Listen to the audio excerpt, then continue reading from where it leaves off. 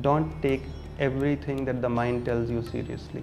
People are restless despite having sometimes wealth, fame that anybody could aspire for, because they're not feeding the real self. There are 4 levels at which you can approach God. The lowest is the level of fear. I was told that, Prabhuji is the Krishna with all the gopis. And that's wonderful. That I don't know. Women are naturally endowed with spontaneous, natural faith. How do we know if Bhagwan is happy with the action? For that, we need a guru to guide us in life. Guru who is the true representative of the Lord. How does the Gita measure success? It does not define success by materialistic standards. The spiritual assets, number one, Krishna says, they are never lost. It is not easy because right now our mind is uncontrolled and we are controlled by the mind. The real cause behind any kind of distress, misery, pain, big or small, is past karma. There is one factor which is bigger than destiny, which is called the will of the providence, the will of God, the grace of God. And if we somehow get that factor in our favor, then even destiny can change.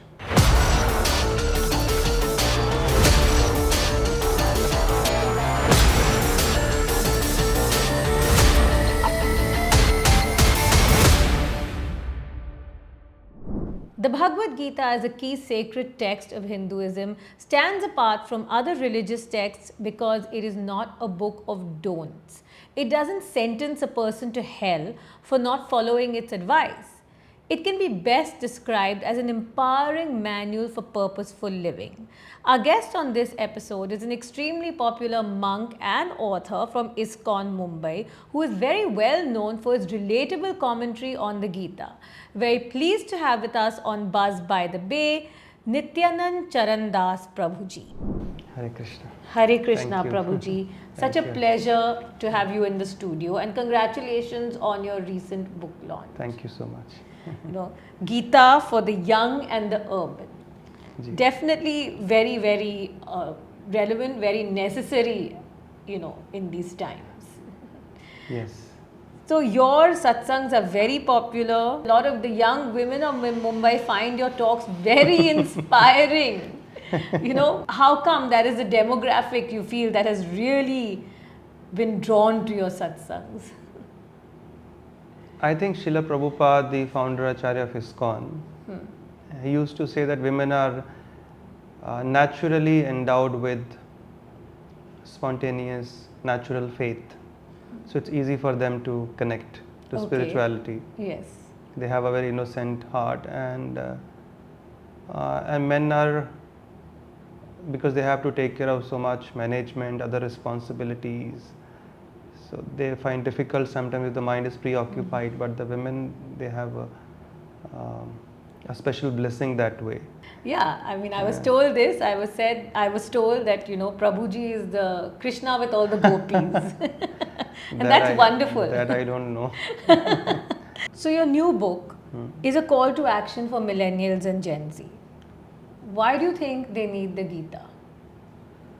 Because they are the future leaders, and the Bhagavad Gita is specifically spoken for people who have influence in society or who are going to influence society.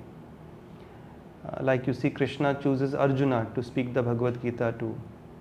Then in the 4th chapter he mentions the history of the Gita. He says, first of all, I gave this science to sun god Vivaswan, which is the king of all planets. Then he gave it to his son Manu, who gave it to his son Ikshvaku, who was the earthly king in Treta Yuga. Yes. So nowhere Krishna has given this Gita to saintly people.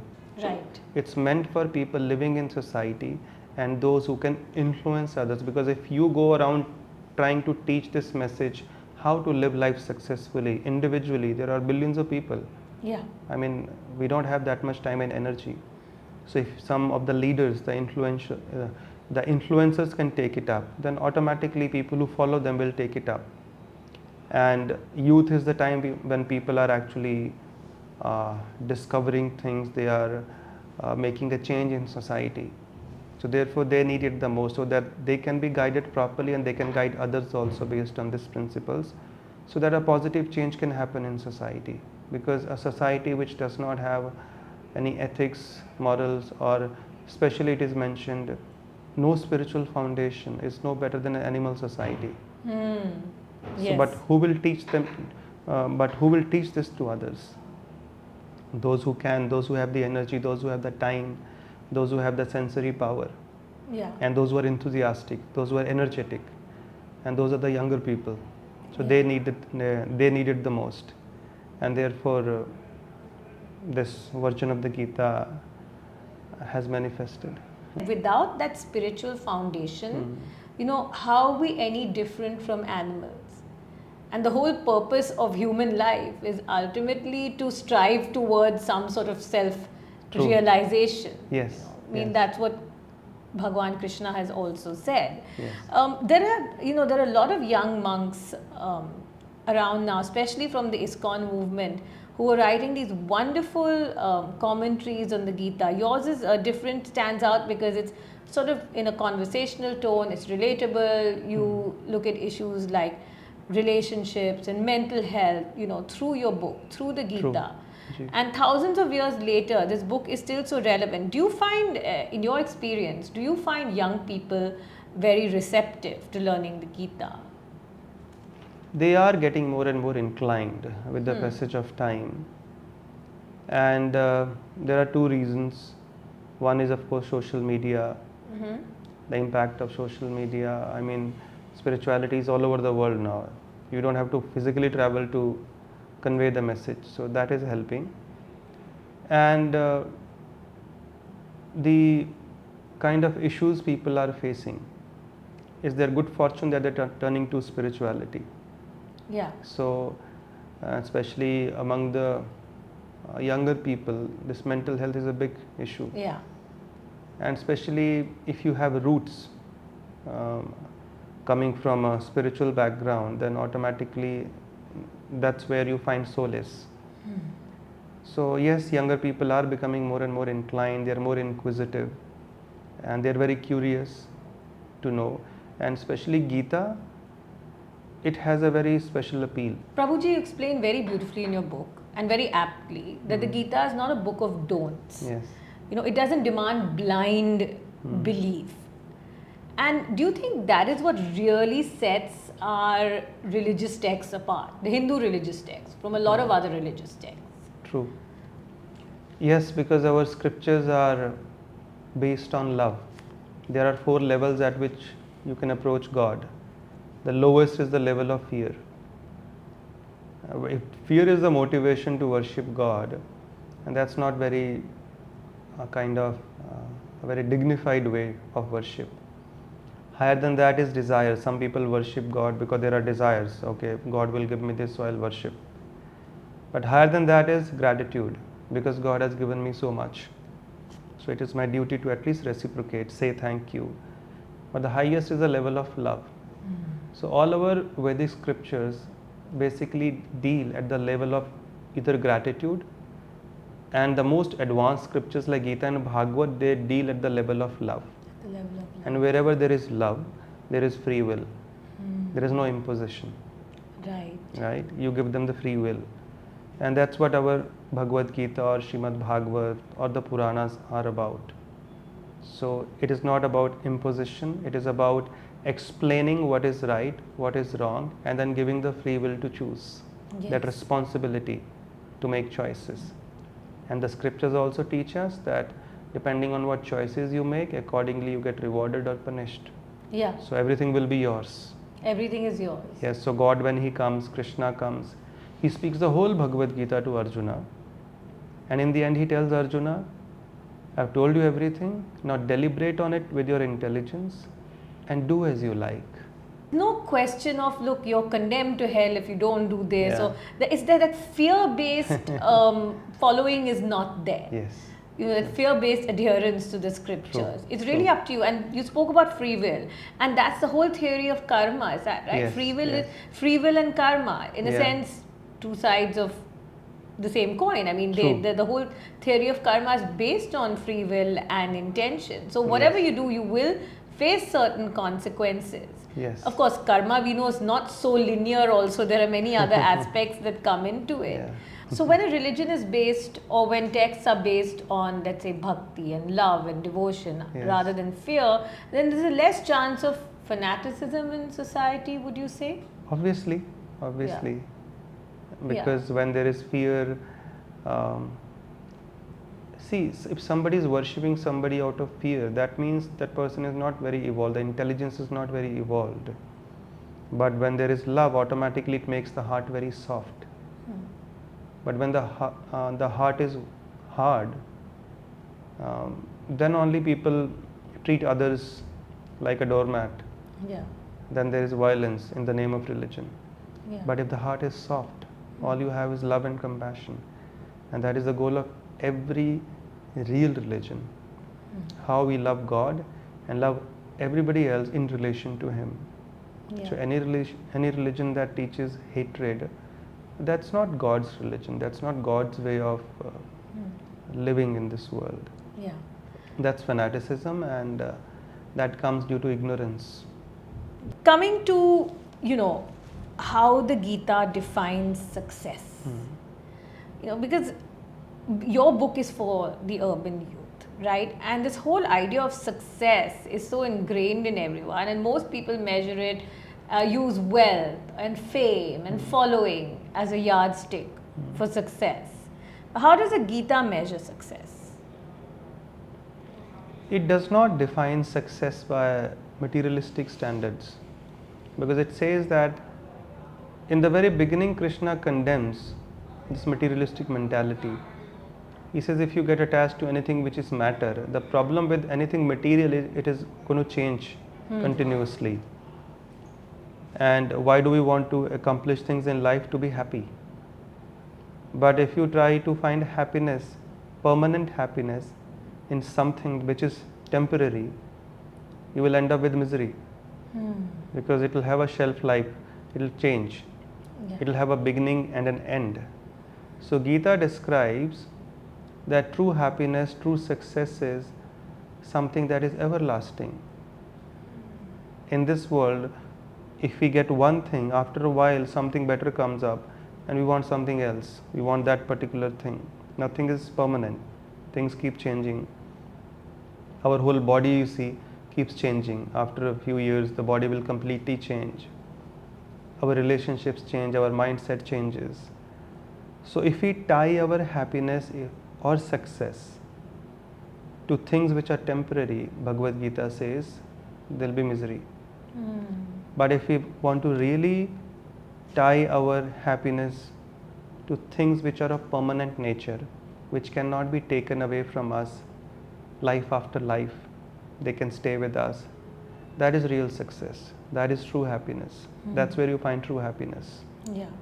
And God is permanent, His name is permanent, His devotional service is permanent, and leading a God-centered life, that is something which will give you spiritual eternal credits. And Krishna says in the Bhagavad Gita that even if you do little on this path, it becomes your permanent asset. Whereas in this world, how much ever wealth you acquire, it can be finished any moment. Fame can be finished, beauty can be finished, and next life you have to start from zero only. You have to, even if it's your education or whatever. But your spiritual assets, suppose you acquire 10% in this lifetime, next life you begin from 11%. So the spiritual assets, number one, Krishna says, they are never lost. Secondly, anything little that you have done on this path will protect you from the greatest dangers in life. So this is where we need to do maximum investment, Krishna says, things which are of eternal nature, which are in connection with the soul's needs. Soul is spiritual, so our natural life has to be spiritual. So the success should be judged by whether it is truly made you happy in the long run, and not just on a temporary platform. And we are not talking about the bodily happiness, that's not PR. That's not what we are. We are spiritual beings. Yeah. So the real happiness can only be experienced at the level of the soul, At the level of the soul. at the spiritual platform, because that's the real self. I'm not this body. Yeah. I am living within the body, and my nature is spiritual. I'm a part and parcel of God. When people start understanding that, then the whole definition of success changes. Yeah. And in the Bhagavatam, the success is defined by only one principle. Actually, two. It says, how do we understand whether what we are doing is good for me, is actually a success? So Bhagavat says, Sam Siddhir Haritoshanam. If what you are doing ultimately pleases the Lord, then that is a success. Otherwise, otherwise, if you do something it is not pleasing to Him, it's a failure. It may be a success in the eyes of this world, but that's not what we define success by from the absolute perspective. And secondly, the success of human life is judged by one ultimate principle, Bhagavat says, which says Ante Narayana Smriti. That means Remember. at the end, are you able to remember the Lord when you're leaving this world? Because human life, out of 8.4 million species of life, has been given for self-realization, God realization, to put an end to this cycle of birth and death, for liberation, for mukti. And that is possible if the last thoughts are that of Him. If you're thinking of the Lord at the last moment, because Krishna says in the Gita, the last thoughts decide where the soul is going, the next body, the next destination. So everything that we are doing will be tested at the time of death. How much ever fame you had, wealth you had, following you had. Yeah. But if you can't remember the Lord at the last moment, your whole life is a failure. Because for the purpose this body was given to you, human life was given to you, you have not succeeded in that. I mean, you have succeeded in eating, sleeping, enjoying, defending, protecting. That even an ant does that.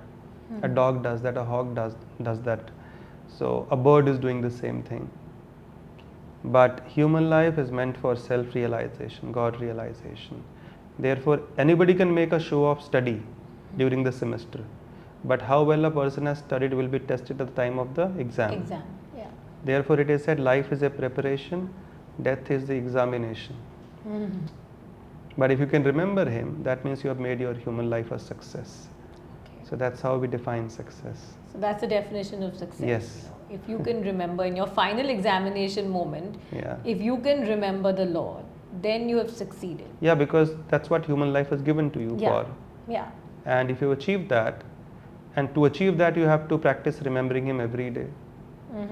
Yeah. You can't pass the final exam if you have don't not revise. studied Yeah. throughout the semester. True. So that's how we decide the success. It's not that following, I mean, even animals can have a following. That's not the barometer of success. Yeah. Human life is meant for a higher purpose. Yes.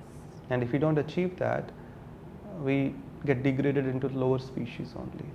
We are no better than them. So you're reborn as a lower species. Obviously. Okay. Yeah. And so, like you said, the whole purpose of human life is self-realization. It's to nourish the soul, and your actions should make, the Supreme Lord happy. And that is the definition of success. Yes. And like you beautifully said, whatever spiritual assets you build up in one life is always carried forward to the next life. But whatever material assets you build up, just because if you have 50 cars in one life, it doesn't mean the next life you're going to have like 60 cars. True. But whatever spiritual progress you make is carried forward, and it's the only thing that's carried forward. Yes. So like you said, our actions should make the Lord happy. I mean, this may sound like a very simplistic question, but how do we know if Bhagwan is happy with our actions? For that we need a guru to guide us in life. Guru who is the true representative of the Lord, right? Because he understands the message of the scriptures, and when I say guru, I am actually emphasizing on the word bona fide guru. Yes. Not a pseudo guru.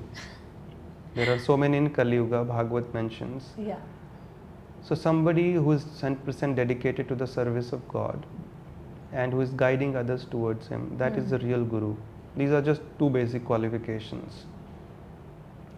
And therefore, there is a prayer called Guruvashtakam. It says, Yasya prasadat bhagavat prasado, Yasya prasada nagati kutopi. If Guru is pleased, God is pleased. If Guru is not pleased, God is displeased. So he is our transparent via media to God, and the transparent via media of God's mercy to us, his message. So everything that the Lord wants us to do is given in the scriptures. They are his word. So if we are living our life by those principles, we should know, we should be fully convinced that the Lord is pleased. And if the Lord is actually pleased with us, then he will send one of his true representatives into our life as a guru to guide us. Somebody who wants to really connect with him deeply. And how sincere your desire is, with that same sincerity a guru will enter your life. So yes, without the guru, it's very difficult to walk even one step in spiritual life. That is the first step. Like you said, you need a bona fide guru. कलयुग के समाज में काफी फर्जी गुरु भी होते हैं. We've seen this in the news a lot recently. We saw someone who was unfortunately taking advantage of his, he was not from Iskcon. I'm just saying generally there's so many gurus who take advantage of their female devotees, who take advantage of their rich devotees. So it becomes very hard, I find, to really find a trustworthy guru. How did you find your guru? So it was during my college days, and as I said, if you're really looking for a guru, you're not even looking for a guru. The first thing is you want to deeply know God. You want to understand this path. Then the Lord as a Paramatma in your heart understands your desire, and he sends the guru into your life, depending on how sincere your desire is. And then you are guided towards him. So we simply desire, okay, I want to know about God, I wanted to understand the Gita. And then the Lord reciprocated by sending a guru into my life. Who was your guru? My Gurudev is His Holiness Radhanath Swami Maharaj. Maharaj himself was. So and then you started hearing from him and gradually formally accepted him as my guru. It's an illusion. What if your guru is not from a famous movement or a society like Iskcon or one of these ashrams? What if it's just a householder who you come across who seems so pure, or someone in your family? Does that work? Anybody can be a guru, one who knows the science of God. It doesn't matter whether somebody is from an organization, living in a family life, or is a monk. It doesn't matter. Is he 100% dedicated to the service of the Lord? And most importantly, the purity of the heart. And is well versed with the message of the Lord coming from the scriptures. So there are certain qualifications mentioned in the Shastra, and if anybody has those qualifications, he can be a guru. But one thing is, he has to be coming in Guru Shishya Parampara. He may not be in an organization, but it has to be in Parampara, Guru Shishya Parampara. He must have learned from his bona fide guru, who must have learned from his bona fide guru, and ultimately that stops at Krishna himself, God himself. So he has to be connected to one of the four, when it comes to Vaishnava Sampradaya, one is called Shri Sampradaya, one is Rudra Sampradaya, one is Brahma Sampradaya, and the other one is Kumara Sampradaya. These are four authorized disciplic successions coming from the Lord himself, mentioned in the Padma Purana. So any bona fide guru has to be connected to one of these four. It is not sectarianism. It is simply what the Shastras say. I mean, you still have the free will to go follow such a person, but then you won't get complete understanding of God. Because say I open an organization and I authorize 2 agents to distribute my products, and people can still buy from others, but we can tell them that we don't guarantee original product. You can go wherever you get something like this, looking something similar, but these are our 2 authorized agents. So Krishna has authorized 4 disciplic lines. Right. Like Rudra Sampradaya doesn't mean Shiva devotees. Rudra, Lord Shiva heads one proper Vaishnav Sampradaya. Okay. And the Acharya in Kali Yuga was Vishnu Swami. And then you see Shri Krishna Sharanam Mama, Srinath ji followers, Vallabhacharya ji's followers, they come in that line. Okay. Okay. Iskcon is a part of Brahma Sampradaya, Brahma Lord Sampradaya. Brahma. Okay. Similarly, Sri Sampradaya is mostly active in South India. So most of these temples like Tirupati, Anant Padmanabh, they are managed by the followers of Sri Sampradaya. Similarly, Kumar Sampradaya, the 4 sons of Brahma, it is mostly active in North India. So like that. So when you want to understand completely about God, to get connected to one of these 4, then you get complete understanding. I'm very happy you clarified that. काफी ढोंगी साधु है हमारे समाज में. होता है. हाँ. But we have to be genuine in seeking that truth. Yeah. Then we come across genuine sadhus only, because it's all about the law of supply and demand. If we want to get cheated, then there will be cheaters to guide us. Because if your desire is very insincere or superficial, like sometimes people say, I also want to have some guru, but there's no seriousness. So that they can say, sitting among their friends, oh, I also follow somebody. Yeah. But there's no seriousness, there's no change in lifestyle, there's no transformation, there is no surrender. Coming back to one of the main topics of the Gita, which you talk about in your book, is control of the mind. Man ko kaise niyantran kar sakte hai? And that is very hard. And Bhagwan says in chapter 6, verse 35 of the Gita, he talks about the technique to control the mind is abhyasa, practice, and then vairagya, detachment. So this is the solution that Bhagwan offers. Now, how do we, if you could just, for the audience, young audience, explain a little bit of abhyasa, vairagya. Also, how do we adopt vairagya or detachment in a world so full of, sense pleasure, in a world where one is so attached to the results of everything we do? No, it's a very deep subject. We can't explain it in 5 minutes. We can't explain it in 5 minutes, but essentially Krishna is trying to tell us practice and detachment. That means practice to control. You apply certain techniques to control the mind. At the same time, be detached from the nature's working. The mind's working, because it is the nature of the mind to just keep throwing up too many desires, thoughts constantly. So he says you have to be detached from that. You don't have to take your mind seriously. Okay. Mind is not your best friend, it's your enemy. So stay detached from the mind's working, mind's thoughts. Just because a thought pops up in your mind does not mean you have to act upon it also. So that way he's saying stay detached. Like if the mind tells me, okay, abuse this person, but I'm not going to take it seriously. Because everything that we do, we speak, where does it first originate? Mind. In the mind. So if you stay detached, I'm not going to do it. Then that's the kind of detachment Krishna is telling us to do. But it is not easy, because right now our mind is uncontrolled and we are controlled by the mind. So he says, it is indeed very difficult. In this same verse, he says he recognizes, he acknowledges the great power needed to control it. He says, it is indeed very difficult to control the mind. And who is saying this? God. Yeah. But he says through practice. That means by applying certain techniques and by detachment, simultaneously not taking till the mind becomes peaceful, not taking the other thoughts of the mind very seriously, staying detached from that. Don't take everything that the mind tells you seriously. Yeah. That way you stay detached. Then you can become peaceful. And every time you do not give in to the temptations of the mind, you resist the temptation, you become stronger. And next time when you are in a similar situation, you will have greater strength to deal with those thoughts. But every time you give in, you become weaker. Absolutely. So how can we become strong? By staying detached.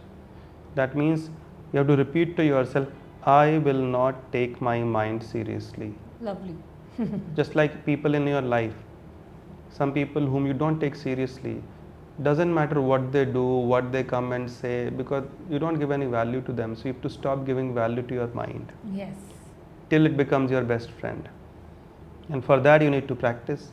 And so what practice can be applied the easiest and the most powerful in Kali Yuga?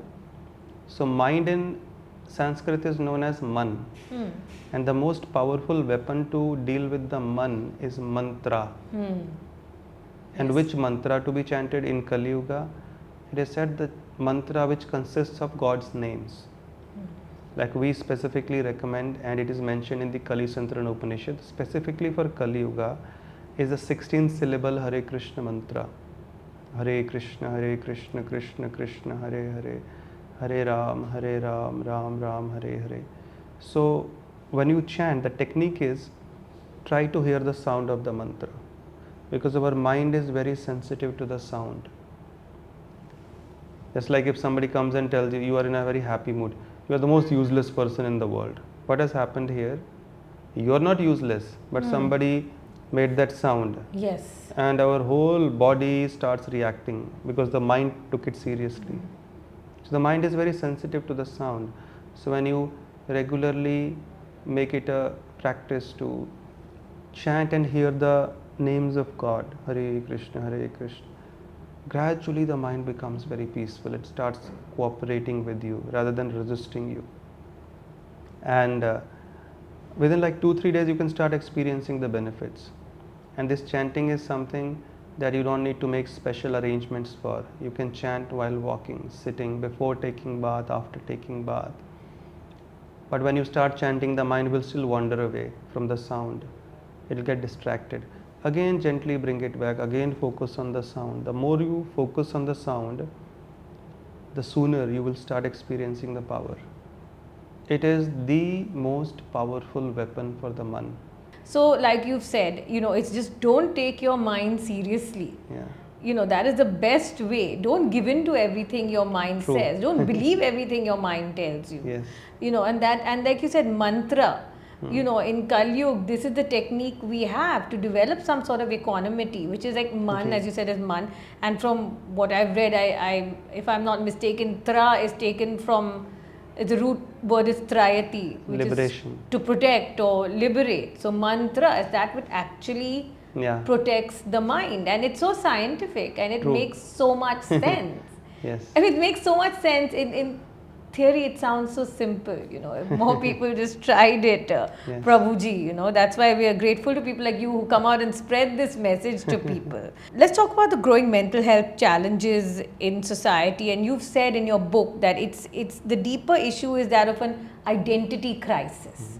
We don't really know who we are. And we touched upon this a little earlier, that we are essentially spiritual beings, but we neglect our real self. So, and you gave a beautiful story of a old woman and a parrot and a golden cage. If you could just, elaborate a bit on this. Yeah. So people are restless despite having sometimes wealth, fame that anybody could aspire for, because they're not feeding the real self. And that example is given in the book, where one old lady goes to the market and she had a beautiful parrot and she sees a golden cage. She is very impressed, she is attracted, she brings it home, puts the parrot inside that golden cage. And she is so fascinated by this cage that every day she religiously polishes it, cleans it. And after a few days, one day, she comes and she sees, my God, the parrot was dead. That's when she realized that in her fascination for the cage, she had forgotten to feed the bird. The cage is meant for the bird is the real person, cage is dead. Yes. But she forgot that. So that's what is happening today. People are just busy polishing the cage, which is this body, and forgetting the soul. The soul's needs, the need for love, attention, care, happiness. These are not needs of the body. These are needs of the soul. And soul is spiritual. It is hankering for food which is of similar nature. Yeah. That's why that spiritual life becomes so important. And spiritual life means, it doesn't mean superficial spiritual life. It means something that addresses the needs of the soul. Soul is spiritual, it's a part and parcel of God. So unless something connects the soul deeply with God, it can't be happy. Just like children, you may have thousands of servants taking care of them, but they will only find happiness when they're in touch with their real parents. Yeah. Without them, they can't survive for long. Mm. They have to come back to them. Similarly, the soul, God's name, God's form, God's pastime, the more we immerse ourselves in that kind of remembrance, worship, the more happy we become. Then whether we have everything or nothing, it won't matter. And that's where I think society is going wrong. They're not addressing the needs of the soul. There is food for the soul, food for the body. They are busy providing food for the body but not for the soul. Yeah. And this is food for the soul. Study the scriptures, chant God's names, worship, associate with saintly people, hear from them, eat food which has been offered to the Lord first.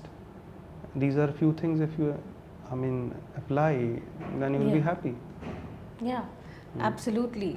These are few things, like you said, eat food that's offered to the Lord. Yes. And I believe then, we spoke about this before the interview, like it suddenly becomes more tasty, like the molecules in the food change, Yeah. It's also the bhava, the attitude Yes. with which you do everything. True. But like you said in your book, look at the undue importance we are giving to the body. And this is really the root cause of a lot of self-doubt True. in our society. What should now let's say Hinduism says we are not bodies with a soul, we are souls with a body. So what should our attitude be towards the body? Because we do live in a world where, okay, people want to dress nicely, people want to be fit, people want to adorn themselves. What should our attitude be so that we don't fall into this trap of self-doubt all the time? Two things we should do. One is, what is condemned is exclusive attention to the body, neglecting the needs of the soul. That if you are busy only taking care of the needs of the body, that is condemned, because we are not the body. Where are you investing your time and energy? In something which is temporary? How much ever people have tried, but have they not gotten old? Yeah. Do they not get any disease? Will they not die? There is a whole industry flourishing due to the fear of old age. Yes. But that's not going to stop them from becoming old. So that means how much efforts you put to keep your body fit, it is still aging, it is still going to perish. So intelligent person should think that I should just take care of the body as much as is required. Do the needful to keep it fit, but not like exclusively only focusing on the body, something which is just going out of your hands. As long as we have this body, use it for the purpose it is meant for, which is God realization, self-realization. Ambitions are not forbidden, enjoyment is not forbidden, but irregulated, whimsical lifestyle is forbidden, because everything that we do, everything that we speak will have consequences in future. And we have to go somewhere after we die. We may not remember, but it's a fact. So why not act in a way that our future life will also be a better one, a more glorious one.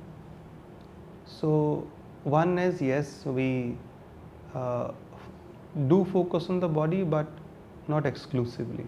We simultaneously also focus on the needs of the soul, and that needs to be balanced. This is the second thing, that we regularly associate with saintly people, because in their association we are actually reminded of these facts. We come back on track. Otherwise, living in this world, we have the tendency to lose track, we stop, we can't remember these valuable lessons. And therefore, it was a culture in India at some point where householders would regularly invite saintly people home. They would serve them, and in exchange, the saintly people would give them the wisdom. And that way the householders were also grounded in this philosophy. They would not forget the real purpose of life, so there was a complete balance. And that thing has totally disappeared now. So it is such a beautiful vehicle to get out of this cycle of karma, Yes. cycle of birth and death, attain liberation. But if you don't use it for that purpose, Yeah. then it's a waste. It's a huge waste of resources given to us by the Lord.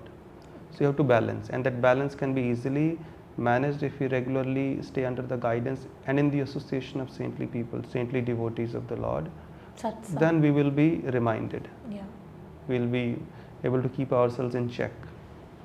Satsang, Yes, the yes. company of saintly Yes. people, and don't focus exclusively on the body and stay away from unregulated enjoyment of these True. sort of fleeting pleasures. True. So, just very briefly, like when you say unregulated enjoyment of fleeting pleasures, what are you referring to? Yeah, it means I'll be very straightforward, sinful activities. Okay. Because right now people are not discriminating Hmm. what they should eat, what they should drink, who the kind of people they should associate with, what kind of activity should they do or not do. It has become a norm. If something gives you pleasure, just do it. And just because people don't see the reaction coming instantly, they think they will never receive a reaction. So there is a famous saying, the mills of God grind slow, but they grind exceedingly fine. Every word that we have spoken, every action that we have performed, there will be a reaction. That's why karma is compared to a seed. When you sow a particular seed, you don't see the fruit instantly. Yeah. At the right time, it will fructify. The real cause behind any kind of distress, misery, pain, big or small, is past karma. Is a past Wrong karma. So we are not willing to rectify that. We are just busy enjoying instant gratification. And the consequences are right in front of you, but you are not still seeing. Yeah. But if you lead a very pious, sattvic life, even if the whole world gets destroyed tomorrow, nothing will happen to you. That's a guarantee. Really. And if you lead an impious life, whimsical, unethical life, even if the whole world is enjoying tomorrow, you will suffer. That's how the law of karma works. Precise. It's precise. The reaction comes very precise. So as you said, you will see the consequences of your karma, of your action. There will be 100%. karma phala. Which brings me to the last topic I want to approach here is manifestation. It's a hugely popular topic now. Yeah. What would you say are the key principles for manifestation in the Bhagavad Gita? There are 5. I've been telling this everywhere. Okay. Because manifestation doesn't just happen the way people are trying to do these days. Yeah. You wake up early in the morning at 3:33 a.m. and start writing your wishes. Or simply by sitting and assuming that what you desire has already happened. No. The Gita explains there are 5 factors responsible to manifest anything for success in any endeavor. The first is the person, like you and I. Who is doing that act? If somebody doesn't know how to cook, and if that person starts cooking, it will not be a success. The person is responsible, the soul. Second is the place of action. कहाँ पे वो काम किया जा रहा है? Where is that action taking place? Like if we have to do this podcast sitting in the middle of the street, it won't be a success. There will be so much disturbance. If you start business in a place which is not conducive, it won't be a success. So second is the place of action. So each factor is bigger than the previous one. Third is the endeavor, effort. It is one of the factors, not everything. Effort is one, hard work. But sometimes you see a person with the right amount of endeavor, the right person at the right place, but there is no success. Because the fourth factor is in play, which is called destiny. If it is not in your destiny, how will you get it? Because you don't deserve it. Simply thinking will not fetch it for you. Destiny mein hai hi nahi. And then, but there is one factor which is bigger than destiny, which is called the will of the providence, the will of God, the grace of God. And if we somehow get that factor in our favor, then even destiny can change. Destiny can change. Yes. By that grace, things can change. And that is why connecting with God, connecting with this higher power is so important, because you may try very hard throughout your life, but you will not be successful because destiny doesn't want to give it to you. You don't deserve it. But if you get the grace, then everything can change. Just like a person has been imprisoned for 10 years. He's inside the prison cell. Now, on his own, he cannot come out. If he tries to, then maybe the sentence may be increased to 15 years if he tries to run away from his destiny.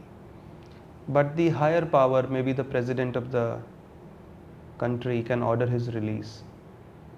And then he can be released. But why would the president order his release? If it is seen that the person is behaving properly now, he is willing to cooperate with the will of the government. Similarly, yes, we are born with certain destiny, karma, reactions are in store.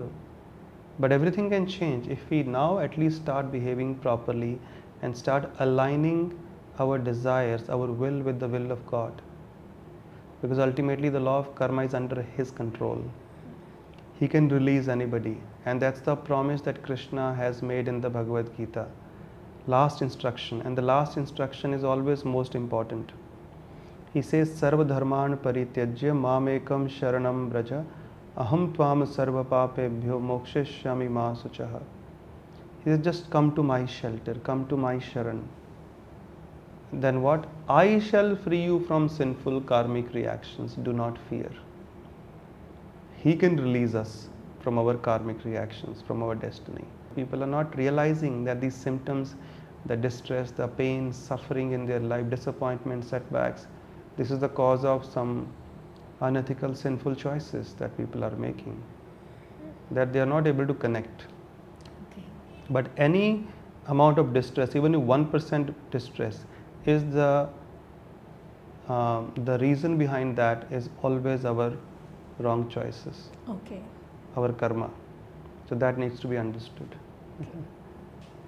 Hare Beautifully Krishna. explained. Hare Krishna. That is so beautifully explained that ultimately, connect with God meaningfully with a pure heart.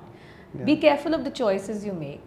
And you can, and with His grace, you can actually change your destiny. And that is a true secret to manifestation. I'm so happy that you clarified that for Thank the you. audience. Thank you. Hare Krishna. Hare Thank you Krishna. so much for joining us Hare on Krishna. Buzz by the Bay. Thank you.